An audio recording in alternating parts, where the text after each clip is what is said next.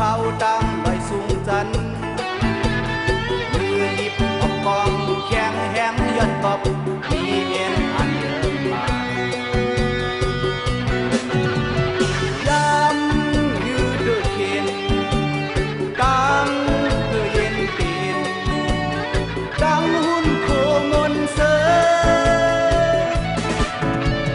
เสียงหมักดังเหมือนเสียงกองมองบางซึกตึกเอาขึ้นเมืองไต้ก่อนขอ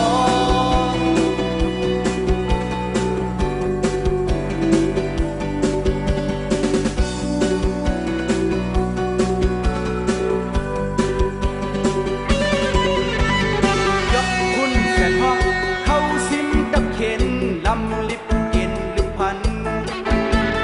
แล้วหลักเข็นหุกไอแทงจอมกำยันแหงใจซึกพัดซึกผ่านซึกกัดซึกงานซึกเหตุการณ์ปุ่นเมืองเสียงหมากดังเหมือนเสียงกองมองนั่นปล่อยปางซึก